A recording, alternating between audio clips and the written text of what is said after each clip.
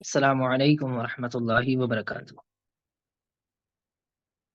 الحمد للہ رب العالمین والعاقبۃ للمتقین والصلاة والسلام علی نبینا الامین وعلی آلہ واصحابہ اجمعین، اما بعد۔ فطرانہ کے احکام اور مسائل پر ہم بات کر رہے تھے، اور سب سے پہلا جو مسئلہ اس میں ہم نے ڈسکس کیا تھا وہ یہ تھا کہ فطرانہ کس پر فرض ہے، اور پھر اس کے بعد کہ فطرانہ کس چیز میں سے نکالا جائے گا۔ یہ دو موضوعات ہم نے کل کے درس میں ڈسکس کیے ہیں، پرسوں کے درس میں، جمعرات والے دن۔ آج ہمارا رمضان کا آخری درس ہے، انشاءاللہ آخری کلاس ہے، اور اس میں ہم یہ ڈسکس کریں گے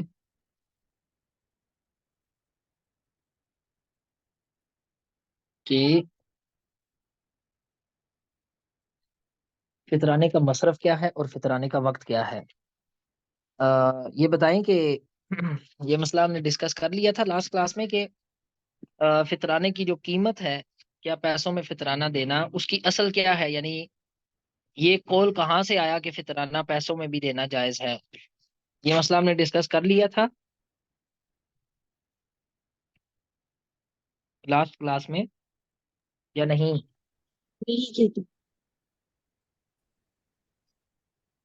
سر یہ کر لیا تھا ڈسکس۔ صحیح، بارک اللہ فیکم۔ چلے ہم آگے چلتے ہیں، اور اگلا جو ہمارا ٹاپک ہے فطرانے سے ریلیٹڈ وہ ہے مصرف زکوٰۃ الفطر، کہ فطرانہ کن لوگوں کو دیا جائے گا۔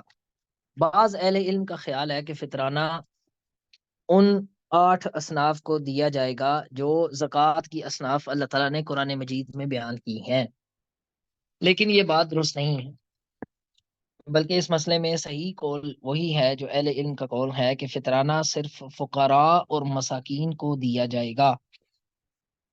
فطرانہ صرف فقراء اور مساکین کو دیا جائے گا۔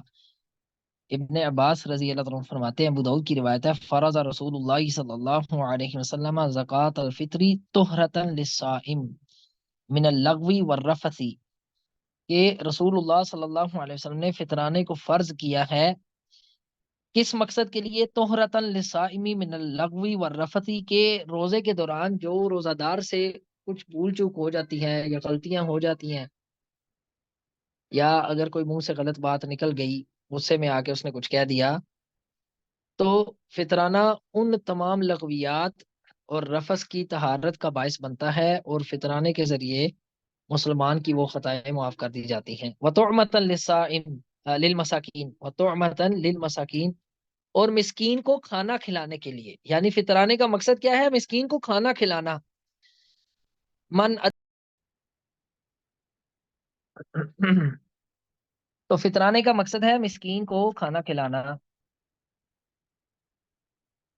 شیخ الاسلام امام ابن تیمیہ رحمہ اللہ کہتے ہیں، ومن قال بالثانی ان صدقۃ الفطر تجری مجرى کفارۃ الیمین والظہار والقتل والجماع فی رمضان، کہتے ہیں کہ جو شخص یہ کہتا ہے، یعنی قول ثانی جو علماء کا ہے، اس کے مطابق کہ صدقۃ الفطر جو ہے وہ اسی طرح ہے جس طرح کفارۃ الیمین ہے، یعنی قسم توڑنے کا کفارہ، یا زہار کا کفارہ، یا قتل کا کفارہ، یا رمضان میں جماع کرنے کا کفارہ، ومجرا کفارت الحج، یا حج کے اندر کسی سے اگر احرام کی حالت میں کوئی ایسا فعل صادر ہو جائے جو احرام کے خلاف ہو، تو اس کا جو کفارہ ہے، فإن سببها هو البدن ليس هو المال كما في السنن عن النبي صلی اللہ علیہ وسلم، کہتے ہیں اس لیے کہ اس کا سبب مال نہیں ہے بلکہ اس کا سبب بدن ہے۔ وَلِهَذَا أَوْجَبَهَا اللَّهُ طعامن کما اوجب الکفارۃ طعامن، اسی لیے اللہ تعالیٰ نے جس طرح کفارے میں طعام کو فرض کیا ہے، اسی طرح اس میں بھی طعام کو فرض کیا ہے۔ وعلى هذا القول فلا يجزئ اطعامها الا لمن يستحق الكفارۃ وهم الآخذون لحاجۃ انفسهم، تو کہتے ہیں کہ کفارہ پھر انہی کو دیا جائے گا جن کو کفارہ دیا جا سکتا ہے، اور وہ لوگ ہیں کہ جن کو اس کی حاجت ہوتی ہے۔ فلا يعطى منہا فی المؤلفۃ ولا الرقاب، نہ گردنیں آزاد کرانے کے لیے دیا جائے گا اور نہ تالیف قلب کے لیے جیسے کہ زکوٰۃ دی جاتی ہے، ولا غیر ذلک وهذا القول اقوى فی الدلیل، اور کہتے ہیں یہ دلیل میں زیادہ مضبوط بات ہے۔ یعنی زکات الفطر صرف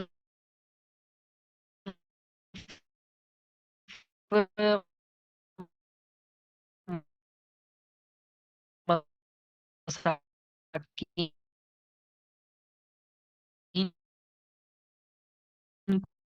کو دیا جائے گا، مجاہدین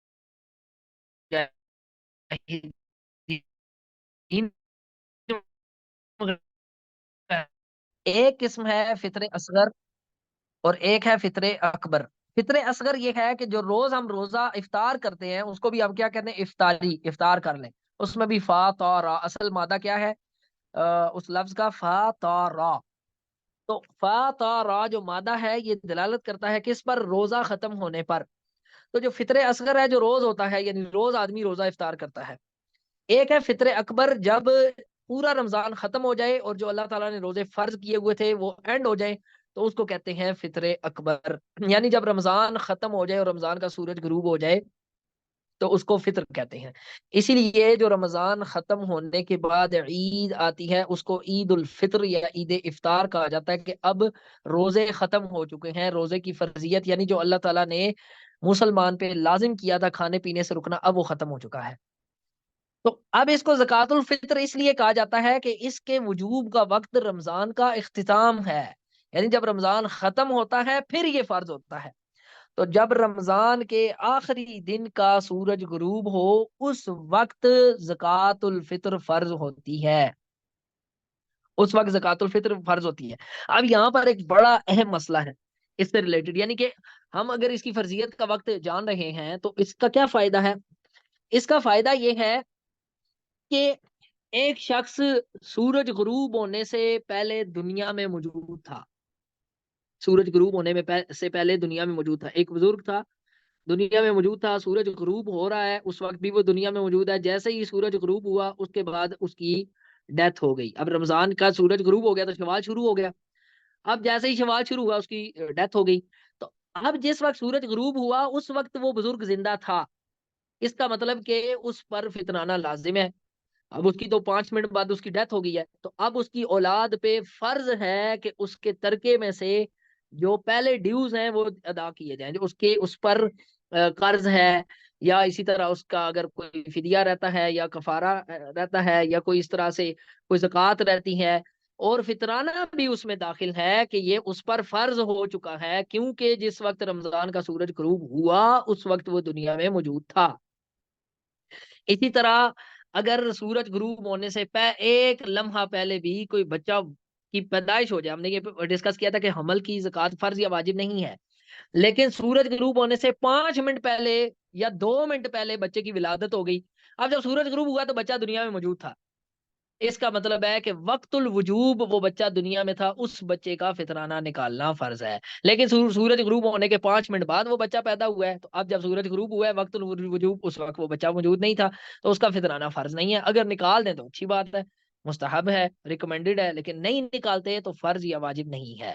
یہی بڑا اہم مسئلہ ہے جس سے اکثر لوگ، بلکہ ہمارے آپ کہہ لیں کہ خطباء علماء، تو میں نہیں کہتا ہوں، علماء تو علماء ہوتے ہیں، خطباء اور ہمارے جو طلاب علم وغیرہ ہیں وہ بھی اس مسئلے سے ناواقف ہیں۔ تو یہ بڑا امپورٹنٹ مسئلہ ہے کہ جو شخص دنیا میں موجود ہے سورج غروب ہوتے وقت اس کا فطرانہ فرض ہے، اور جو شخص موجود نہیں ہے اس کا فطرانہ فرض نہیں ہوگا۔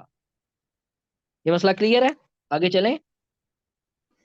جی طيب، فطرانے کا افضل وقت کیا ہے؟ ابھی یہ تو ہم نے دیکھ لیا کہ فطرانے کا وقت شروع ہوتا ہے کب؟ جب رمضان کا سورج غروب ہو جائے، رمضان کا سورج غروب ہو جائے۔ اب جو جس مہینے کے، جس رمضان کے 29 روزے ہیں، تو وہ تو آپ کو نہیں پتا چلے گا کہ یہ سورج جو غروب ہوا ہے یہ رمضان کا سورج ہے یا نہیں، تو وہ چاند نظر آئے گا تو پتا چلے گا کہ وہ جو سورج غروب ہوا ہے وہ آخری سورج تھا، رمضان کا آخری دن تھا۔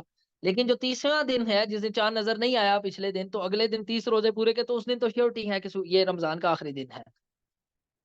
اچھا، اب اس کا افضل وقت عید کی نماز سے پہلے، فجر طلوع، عید کے دن فجر طلوع ہونے سے لے کر فجر کب طلوع ہوتی ہے؟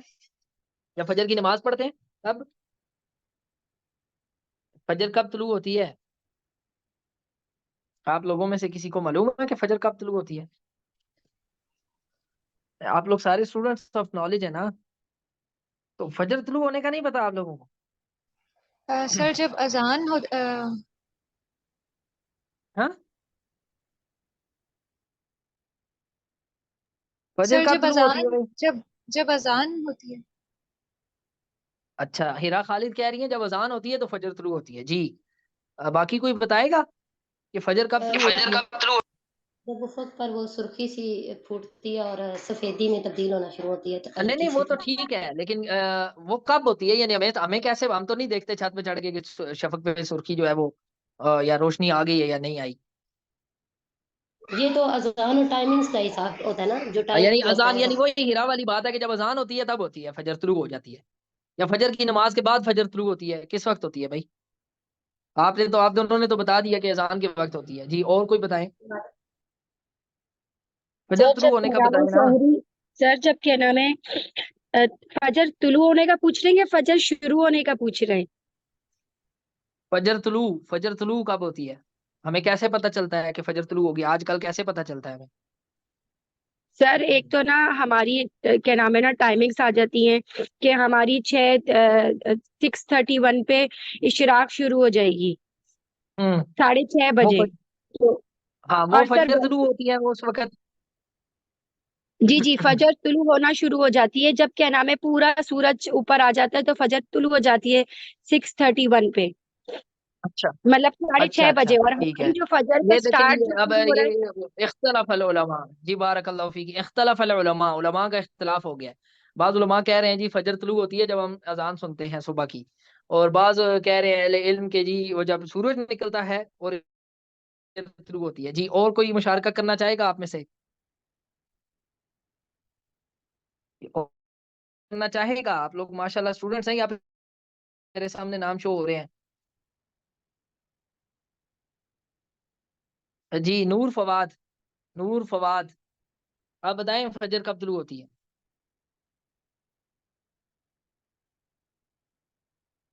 نور فواد آپ کو آواز آ رہی ہے؟ جی آ رہی جی ہے. وردہ غفار، وردہ غفار آپ بتائیں. سر میں نے ابھی جوائن کیا ہے، مجھے نہیں پتا کیا بات ہو رہی ہے. اچھا تو آواز یہ کس نے بولا ہے؟ آپ نے بولا ہے آواز آ رہی ہے، نور فواد نے بولا ہے؟ جی میں نے بولا آواز آ رہی ہے. اچھا جی اسما آپ بتائیں گی؟ اسما جی جب انتہائی سحر ہوتا ہے یعنی جب سحری روزہ بند ہوتا ہے تو اس کو کہتے ہیں طلوع فجر. اچھا اس کو طلوع فجر یعنی اذان جب ہوتی ہے فجر کی. ہاں جی بالکل. صحیح. جی اور کوئی بتائے گا؟ عروش، عروش آپ بتائیں. السلام علیکم ورحمۃ اللہ. وہی یہ کہہ رہی ہیں جو اذان کا، وہی میں بھی یہی اس پہ اتفاق ہے، اذان کا ہی ٹائم ہے. بارک اللہ فیکم. فجر طلوع ہوتی ہے جب سحری ختم ہوتی ہے. سحری کا وقت جب ختم ہو جاتا ہے اور ہو جاتا ہے کہ وہ کچھ کھائے اور پیے، اس وقت فجر طلوع ہوتی ہے. یعنی جب ہم فجر کی اذان سنتے ہیں اور ہم کہتے ہیں بس اب اذان ہوگی، کھانا پینا اب چھوڑ دیں فوراً، وہ طلوع فجر ہے. تو صبا آپ یہ سمجھ رہی تھیں کہ میں طلوع شمس کی بات کر رہا ہوں، طلوع شمس کی بات نہیں ہو رہی. طلوع شمس تب ہوتا ہے جب فجر کا وقت ختم ہو جاتا ہے، یعنی جب سورج طلوع ہو جائے تب فجر کا وقت ختم ہو جاتا ہے. فجر کا وقت شروع کب ہوتا ہے؟ جب فجر طلوع ہوتی ہے. اور فجر اس روشنی کو کہتے ہیں جو ایک دم فجر کی طرف سے نکلتی ہے. اور فجر کی بھی دو اقسام ہے، ایک فجر کاذب ہے، ایک فجر صادق ہے. فجر کاذب وہ ہے جو پہلے ہلکی روشنی آتی ہے اور وہ سائڈوں پہ ہوتی ہے، معذرت پہلے ایک ہلکی سی روشنی آتی ہے اور وہ ایک دم اوپر کی طرف اٹھتی ہے، پھر دوبارہ اندھیرا ہو جاتا ہے، وہ روشنی ختم ہو جاتی ہے. پھر اس کے بعد ہلکی ہلکی روشنی آنا شروع ہوتی ہے جو سائڈوں پر ہوتی ہے، اس کو کہتے ہیں فجر صادق. اور وہ آپ کو یہاں پہ نظر نہیں آ سکتی، شہر میں مشکل ہے نظر آنا. گاؤں وغیرہ میں اگر آپ دیکھیں جہاں لائٹس وغیرہ کم ہوتی ہیں تو وہاں پہ آپ کو یہ فجر صادق نظر آئے گی. تو ہمیں کیسے پتہ چلتا ہے؟ ہمیں تو کیلنڈر کے ذریعے یا اذان کے ذریعے پتہ چلتا ہے کہ فجر طلوع ہوگی، بس اب کھانا پینا چھوڑ دیں. ٹھیک ہے. تو فطرانہ دینے کا سب سے افضل وقت کیا ہے؟ عید کے دن جب فجر طلوع ہو جائے گی، یعنی فجر کی اذان ہو جائے، اس وقت سے لے کر عید کی نماز تک یہ فطرانہ دینے کا افضل وقت ہے، یہ فطرانہ دینے کا افضل وقت ہے، جیسا کہ ابو سعید خدری رضی اللہ تعالیٰ عنہ فرماتے ہیں کننا نخرج فی عہد رسول اللہ صلی اللہ علیہ وسلم یوم الفطر ساعا من طعام، کہ ہم عید الفطر کے دن نبی علیہ الصلوۃ والسلام کے عہد میں عید الفطر کے دن جو ہے وہ ایک سا کھانے میں سے نکالتے تھے، زکوٰۃ الفطر نکالتے تھے۔ اور یہ بات معلوم ہے کہ عید کی نماز سے پہلے پہلے دینا ہے، تو عید کا دن کب شروع ہوگا؟ جب فجر طلوع ہو جائے گی تو عید کا دن شروع ہو جائے گا۔ اور یہی فتویٰ امام مالک رحمہ اللہ کا ہے، وہ کہتے ہیں کہ اہل علم اس بات کو پسند کرتے ہیں کہ عید کے دن فجر کی نماز کے بعد اور عید کی طرف آتے ہوئے یا عید کی طرف آنے سے پہلے فطرانہ ادا کیا جائے۔ تو فطرانے کا وقت شروع کب ہوتا ہے؟ رمضان کا آخری جب سورج غروب یعنی چاند رات میں فطرانہ دے سکتے ہیں۔ اور سب سے افضل یعنی چاند رات میں بھی جو وقت ہے وہ افضل ہے، لیکن سب سے افضل وقت کب ہے؟ فجر کی نماز کے بعد، فجر طلوع ہونے کے بعد، یعنی فجر کی نماز سے پہلے بھی دیا جا سکے، کیونکہ فجر تو طلوع ہوگی، نماز تو 20-25 منٹ کے بعد ہوتی ہے نا۔ اب سوال یہ ہے کہ عید کی نماز سے اس کو لیٹ نہیں کر سکتے، اور اس کا سٹارٹنگ وقت ہے رمضان کا سورج غروب ہونا۔ ہم یہ دیکھتے ہیں کہ صحابہ کرام رضوان اللہ علیہ مجمعین سے ہمیں بعض آثار ملتے ہیں کہ وہ صحابہ کرام عید سے 1 یا 2 دن پہلے بھی فطرانہ دینے کو درست سمجھتے تھے، عید سے 1 یا 2 دن پہلے، جیسا کہ صحیح بخاری کی روایت ہے 2311 کہ سوری 1511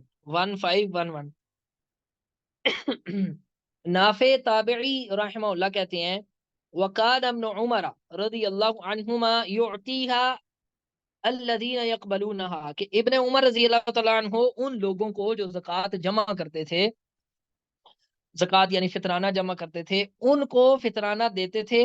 وَكَانُوا يُعْطَوْنَ قَبْلَ الْفِطْرِ بِيَوْمٍ أَوْ يَوْمَيْنِ، اور ان کو دیا جاتا تھا، یعنی جو فطرانہ یعنی صحابہ کے دور میں بھی فطرانہ جمع کرنے والے کچھ لوگ تھے، ان کو دیا جاتا تھا عید الفطر سے 1 یا 2 دن پہلے، 1 یا 2 دن پہلے۔ اور موطا امام مالک میں ایک روایت آئی ہے کہ 3 دن پہلے جو ہے وہ فطرانہ عبداللہ بن عمر رضی اللہ عنہ کی روایت ہے یبعث بزکات الفطری، کہ ابن عمر رضی اللہ عنہ اپنا فطرانہ بھیجتے تھے الی الذی تجمع عنده، اس کے پاس جس کے پاس جمع کیا جاتا تھا فطرانہ، قبل الفطری بیومین او ثلاثہ، 2 یا 3 دن پہلے۔ تو علماء کہتے ہیں کہ یہ 3 دن والی بات اس اعتبار سے ہے کہ مہینہ 30 دن کا اگر ہو، اور اگر مہینہ 29 دن کا ہے تو 2 دن پہلے۔ تو اگر مہینہ 30 دن کا ہے تو عید الفطر سے 3 دن پہلے لگائیں تو کتنے دن بنتے ہیں؟ 30 رمضان، 29 رمضان، 28 رمضان، یعنی یہ 3 دن۔ اور اگر 29 کا مہینہ ہے تو 28 اور 29 2 دن بنتے ہیں، ٹھیک ہے۔ تو اس اعتبار سے فطرانہ 1 یا 2 یا 3 دن پہلے، اگر رمضان 30 دن کا ہے تو 3 دن پہلے، اگر رمضان 29 دن کا ہے تو 2 دن پہلے فطرانہ دیا جا سکتا ہے۔ اس سے پہلے فطرانہ اگر دیں گے تو فطرانہ نہیں ہوگا، یعنی 27ویں رمضان کا سورج غروب ہو جائے تب۔ 27واں روزہ کل ہے، کل 27واں روزہ ہے، کل جب سورج غروب ہو جائے آپ لوگ روزہ افطار کر لیں تو 28واں روزہ شروع ہو جائے گا، یعنی 28ویں روزے کی رات شروع ہو جائے گی، تو اس وقت آپ فطرانہ دے سکتے ہیں، اس وقت فطرانہ دے سکتے ہیں۔ یہ صحابہ کرام سے ثابت ہے، لیکن افضل وقت وہی ہے جو میں نے آپ کو بتا دیا ہے۔ فطرانہ ادا کرنے کا جو آخری وقت ہے وہ عید کی نماز ہے، جیسا کہ بخاری مسلم کی حدیث ہے کہ ان نبی صلی اللہ علیہ وسلم امر بزکات الفطر قبل خروج الناس الى الصلاۃ، کہ نبی علیہ السلام نے حکم دیا کہ لوگ عید کی نماز کی طرف نکلنے سے پہلے پہلے فطرانہ ادا کر دیں۔ اگر کسی شخص نے عید کی نماز سے پہلے فطرانہ ادا نہیں کیا، اگر تو اس کو یاد نہیں رہا تو گناہ گار نہیں ہوگا، لیکن فطرانہ اس کے ذمہ باقی ہے، وہ عید کی نماز کے بعد نکال دے، دوپہر کو نکال، جب اس کو یاد آئے، 5 دن بعد یاد آیا تو 5 دن بعد اس پہ فرض ہے فطرانہ نکالنا، ٹھیک ہے۔ اگر کسی شخص نے جان بوجھ کے لیٹ کیا عید کی نماز سے تو پھر گناہ گار ہوگا، لیکن فطرانہ پھر بھی اس پہ فرض ہے۔ یہ نہیں کہ اب اوہو میں نے فطرانہ نہیں نکالا تو اب بس سستی ہو گئی، بس میں اپنے کاموں میں لگا رہا۔ فطرانہ اس کے ذمہ ڈیو ہے، جس طرح زکوٰۃ ہے نا، اگر کوئی بندہ مال کی زکوٰۃ نہیں نکالتا، 10 سال بھی زکوٰۃ نہ نکالے تو اس پہ فرض ہی رہتی ہے، وہ مر گیا تو اس کے مال میں سے زکوٰۃ نکالی جائے گی، یہ فرض ہے، یہ مال کے اندر فرض ہے، یہ مساکین کا حق ہے، یہ فقراء کا حق ہے، اس کے مال میں سے نکالنا ضروری ہے۔ اسی طرح فطرانہ بھی نکالنا ضروری ہے، اور فقیروں اور مسکینوں کو دیا جائے گا۔ تو یہ فطرانے کے بعض مسائل تھے جن کو الحمدللہ ہم نے تفصیل سے ڈسکس کیا۔ اس مسئلے میں اگر آپ کوئی سوال کرنا چاہیں تو کر سکتے ہیں۔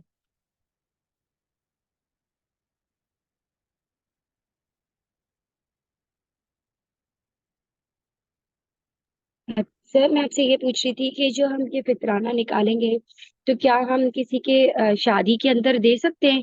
اگر کوئی بولے کہ مجھے شادی کے لیے ضرورت ہے تو ہم اس کو دے سکتے ہیں؟ ہم نے آپ کو بتایا ہے کہ فطرانہ فقراء اور مساکین کا حق ہے خالصتاً، اور فطرانہ کھانے میں نکالا جائے گا۔ تو اس سے کیا فائدہ ہوگا اس کو شادی ہے؟ ابھی یہ آپ مثال کے طور پہ بھی آٹا کس طرح کلو ہے؟ 1 کلو آٹا کتنے کا ہے جی؟ اس وقت 1 کلو آٹا کتنے کا 250 ملتا ہے؟ ہاں 230 230 کہیں 230 ملتا ہے، کہیں 280 ملتا ہے۔ ہاں تو 230 آپ 2 کلو ہے نا، 2 کلو فطرانہ ہے ایک بندے کی طرف سے، تو یہ تقریباً 500 روپیہ بنتا ہے ایک بندے کا فطرانہ۔ تو آپ یہ شادی کے دیکھیں مقصد، فطرانے کا مقصد سمجھیں، فطرانے کا مقصد عید کے دن جو ہے نا وہ بس اس کے گھر میں کھانا موجود ہونا، یہ فطرانے کا مقصد ہے، اور کوئی فطرانے کا مقصد نہیں ہے۔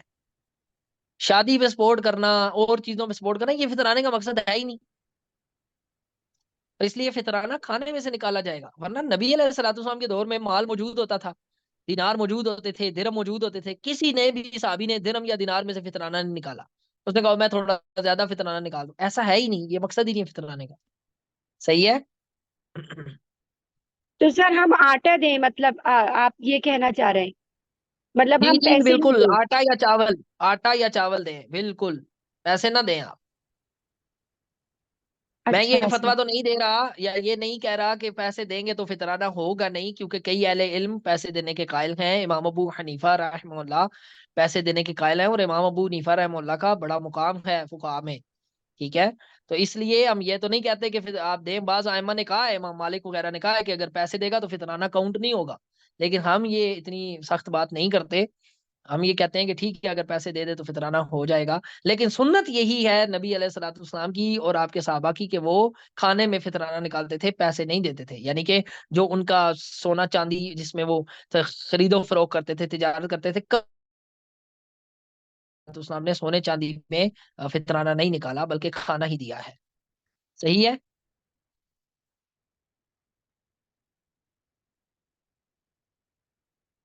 طيب هل عندكم اي سؤال؟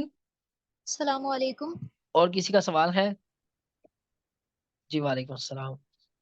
سر میں یہ پڑھ رہی تھی کہ اس کا جو ہے صدقہ فطر کے مصارف بھی وہی ہیں جو زکوٰۃ کے مصارف ہوتے ہیں، تو ایسا یہ ہی بات ہے؟ درست نہیں ہے۔ شیخ الاسلام امام ابن تیمیہ رحمہ اللہ نے یہ کہا ہے کہ راجح یہی ہے کہ صدقہ فطر کے مصارف وہ فقراء اور مساکین ہے بس، اور یہی شیخ ابن باز کا فتویٰ ہے، واللہ اعلم۔ جزاک اللہ خیر۔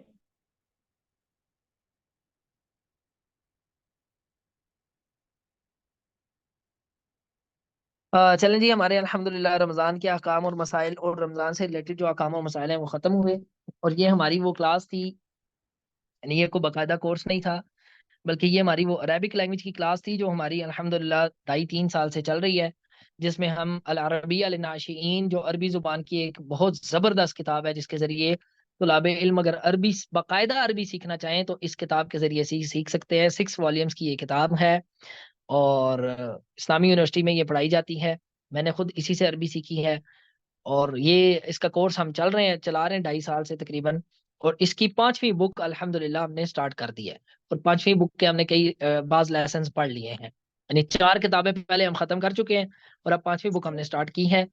اور یہ وہی کلاس تھی جس کو ہم نے رمضان کے اندر، ہم اس کو پچھلے سال بھی ہم نے ایسے کیا تھا، اس سے پچھلے سال بھی، کہ رمضان کے اندر ہم اس کو روک کے عربک لینگویج کو روک کے تو ہم یہ رمضان کے متعلق احکام پڑھتے ہیں۔ تو اب عید کے بعد انشاءاللہ دوبارہ سے ہم کنٹینیو کریں گے اور عربک لینگویج کی کلاس ہم سٹارٹ کریں گے، آپ میں سے اگر کوئی جوائن کرنا چاہے۔ لیکن یہ چونکہ بہت ایڈوانس لیول ہو چکا ہے، تو جو تو میرے ساتھ 2 سال سے چل رہے ہیں وہ سمجھ سکتے ہیں، تو باقی اسٹوڈنٹس کے لیے ہم نے ایک اور کلاس سٹارٹ کی ہے، جو ابھی 8 سیمسٹر میں گئے ہیں، معرفہ یونیورسٹی کے اسٹوڈنٹس جو 8 سیمسٹر میں گئے ہیں ان کے ساتھ 2-3 اسٹوڈنٹس ہیں، ان کے ساتھ ہم نے دوبارہ سے یہ کلاس بالکل اسٹارٹنگ سے اسٹارٹ کی ہے، تو ابھی ہم فرسٹ بک پر ہیں.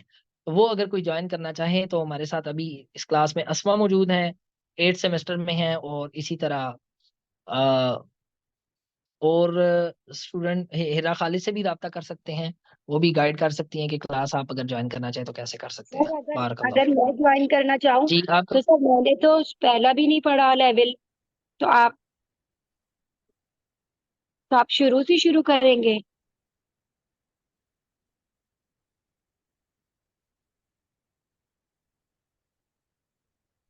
جی ہم نے ابھی پہلی بک میں جو ہم نے دوسرا کورس سٹارٹ کیا ہے اس میں ہم پہلی بک پہ ہیں، تو وہ اگر آپ کی عربی دیکھیں، آپ تو 7 سیمسٹر میں ہیں معرفہ یونیورسٹی کے، تو آپ کو اتنی عربی تو آتی ہوگی یا آنی چاہیے کہ پہلی بک پر ہم ہیں، تو آپ اس کو جوائن کر سکتی ہیں انشاءاللہ.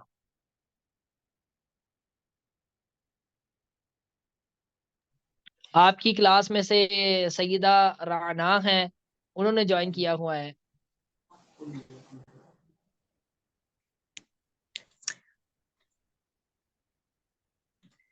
سر یہ فطرانے کے بارے میں جی ایک اسما کوشچن آپ ہے، کیا کہہ رہے ہیں؟ فطرانے کے ریلیٹڈ ایک کوشچن ہے.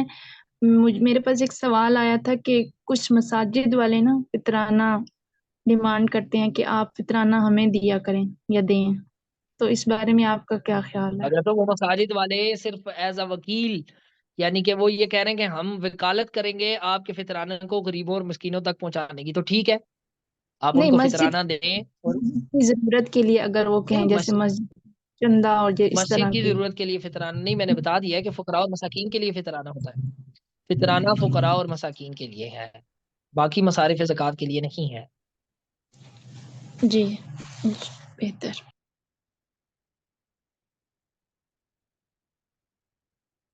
جی کلیئر ہوا ہے آپ کو؟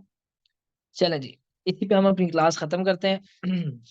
بارک اللہ فیکم وتقبل اللہ منا ومنکم صالح الاعمال ووفقنا لما يحب ربنا جل وعلا ويرضى. السلام علیکم ورحمۃ اللہ وبرکاتہ.